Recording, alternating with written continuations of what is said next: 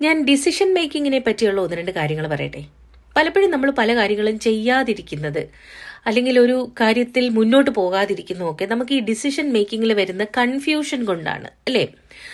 അപ്പോൾ അതിനകത്ത് ആ ഒരു കൺഫ്യൂഷൻ മാറ്റാൻ എന്ത് ചെയ്യാം എന്നുള്ള ഒന്ന് രണ്ട് ചെറിയ കാര്യങ്ങൾ പറയാം. ഒന്ന്, നമുക്ക് റൈറ്റ് ഡിസിഷൻ അല്ലെങ്കിൽ റോങ് ഡിസിഷൻ എന്ന് പറഞ്ഞിട്ടൊരു ഡിസിഷൻ എടുക്കാൻ നമുക്ക് പറ്റില്ല. നമുക്ക് ഒരു ഡിസിഷൻ എടുക്കാൻ മാത്രമേ പറ്റൂ. നമ്മൾ ഒരിക്കലും ഈ ഒരു ഡിസിഷനോട് കൂടി എൻ്റെ ജീവിതം കൂട്ടിച്ചോറാവണേ ഭഗവാനെ എന്ന് പറഞ്ഞിട്ട് എടുക്കാറില്ല, അല്ലേ? നമ്മളൊരു ഡിസിഷൻ എടുക്കും, അതിനുവേണ്ടി നമ്മൾ വർക്ക് ചെയ്യും, അല്ലേ? അതിൻ്റെ ഔട്ട്പുട്ടാണ് അത് കറക്റ്റ് ആയിരുന്നോ അല്ലേ എന്നൊക്കെ നമ്മളോട് പറയുന്നത്. അപ്പോൾ നമുക്ക് ചെയ്യാൻ പറ്റുന്നൊരു കാര്യം, ഒരു ഡിസിഷൻ എടുത്തതിന് ശേഷം അത് ശരിയാക്കാൻ വേണ്ടി നമുക്ക് പ്രയത്നിക്കാം.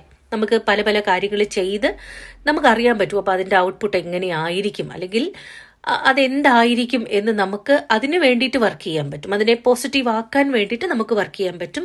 സ്റ്റിൽ നമുക്ക് അതിൻ്റെ ഔട്ട്പുട്ടിൽ കൺട്രോൾ ഒന്നുമില്ല, പക്ഷേ നമ്മൾക്ക് ചിലപ്പോൾ നമ്മളുടെ റിസ്ക് വളരെയധികം മിനിമൈസ് ചെയ്യാൻ പറ്റും. അതുകൊണ്ട് ഇനി രണ്ടാമത്തെ കാര്യം, ഈ ഡിസിഷൻ കറക്റ്റ് ആണോ അല്ലേ എന്ന് നമുക്ക് വലിയ കൺഫ്യൂഷനാണ്. ചിലപ്പോൾ നമ്മൾ എടുക്കുന്നത് വളരെ ലൈഫ് ചേഞ്ചിങ് ആയിട്ടുള്ള ഡിസിഷൻസ് ആയിരിക്കും, അല്ലെ? വളരെ ഇമ്പോർട്ടൻ്റ് ആയിട്ടുള്ള ഡിസിഷൻസ് നമ്മൾ എടുക്കാറുണ്ട്. അപ്പോൾ അത് എങ്ങനെ നമുക്ക് ക്ലാരിറ്റി വരുത്താം? നമുക്ക് ഒരു ബുക്ക് എടുക്കുക അല്ലെങ്കിൽ ഒരു പേപ്പർ എടുത്തിട്ട് അതിലൊരു തലക്കെട്ട് പോലെ തന്നെ ഈ ഡിസിഷൻ എഴുതാം നമുക്ക്. ആ എഴുതിയതിന് ശേഷം ഈ പേപ്പറിനെ 2 ഈക്വൽ പാർട്സ് ആയിട്ട് മടക്കുക.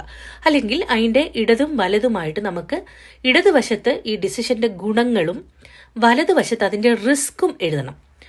നെഗറ്റീവ്സ് അല്ല, ആ ഡിസിഷൻ കൊണ്ടുണ്ടാകാൻ പോകുന്ന റിസ്ക് എന്തായിരിക്കും എന്ന് നമുക്ക് എഴുതാം. അതിൻ്റെ ഒരു ഗുണം നമ്മൾക്കത് ഒരുപാട് ക്ലാരിറ്റി തരും. നമ്മളുടെ ഡിസിഷനിൽ എത്ര ക്ലാരിറ്റി നമുക്ക് ആവശ്യമുണ്ടോ ഈ എഴുതുക എന്ന് പറയുന്ന പ്രോസസ്സ് നമുക്ക് ഒരുപാട് ക്ലാരിറ്റി തരുന്നതാണ്. പിന്നെ നമ്മൾ ഈ പോസിറ്റീവ്സ് അല്ലെങ്കിൽ അതിൻ്റെ ഗുണങ്ങൾ അതിൻ്റെ ലെഫ്റ്റ് സൈഡിൽ എഴുതണം എന്ന് പറഞ്ഞതിൻ്റെ കാരണം, നമ്മളിൽ 95% ആൾക്കാരും എഴുതാൻ പഠിച്ചത് അല്ലെങ്കിൽ വായിക്കാൻ പഠിച്ചത് ഇടത്ത് നിന്ന് വലത്തേക്കാണ്. അപ്പോൾ ഇതൊരു മസിൽ മെമ്മറി ആയതുകൊണ്ട് നമ്മൾ അറിയാതെ നമ്മളുടെ കണ്ണ് അൺഇൻറ്റൻഷനലി ഇടത് വശത്തേക്ക് പോകും. അപ്പം നമുക്ക് അതിൻ്റെ ആ ഗുണങ്ങൾ നമ്മളെ ഒന്ന് ഇൻസ്പയർ ചെയ്യാൻ നമുക്ക് ആ ഗുണങ്ങൾ വീണ്ടും വീണ്ടും കാണാൻ പറ്റും. റിസ്ക് എഴുതുന്നത് കൊണ്ടുള്ള ഗുണം, ഈ ഡിസിഷനകത്തെ അല്ലെങ്കിൽ ഈ സ്റ്റെപ്സിനകത്തെ ഗ്യാപ്സ് നമുക്ക് അനലൈസ് ചെയ്യാൻ പറ്റും. അതായത് ഇതിന് ഇനി എന്തൊക്കെ വേണം എന്ന് നോക്കാൻ നമുക്കത് വളരെയധികം നമ്മളെ സഹായിക്കും. അപ്പോൾ ഇനി ഡിസിഷൻസ് എടുക്കുമ്പോൾ ഇങ്ങനെ ഒന്ന് ട്രൈ ചെയ്ത് നോക്കുക കേട്ടോ.